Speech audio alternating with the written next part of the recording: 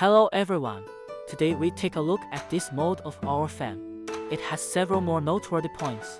The first is that we can see that our fan is O.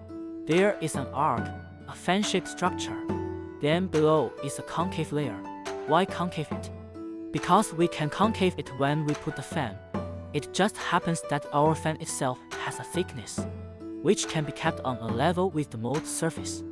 The thickness of the second layer we also pad under is just right, and it is only after many tests that this height has been measured, because after our fan is opened, this fan is put down, this height is like this, and it is needless to say that the pad is here, and the top is a little higher, and the height is just right. Also pay attention to the color of our mold. See that the color of our mold is green. Why should it be green, not white? Because the white color is more reflective and easy to hurt the print head. We printed it in this green one, which is a point of attention to the mold. When we use the mold, there will be such a clip, which is why we stretch the fan open and stuff the clip inside, so that the fan is in itself. Then, if we put the fan up, it won't have any place to work.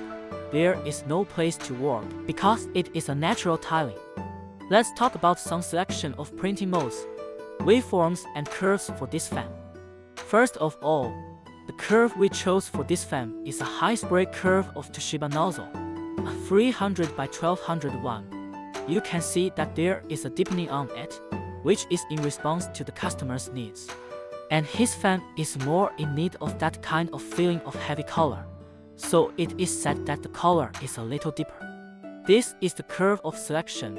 The waveform we use is also the waveform of the high nozzle. It is the waveform of this high score. It can reach a maximum drop height of 1.5 centimeters. The number of passes we selected, as we see here, is 8 passes. Okay, the mode we print is a one-way standard mode for printing.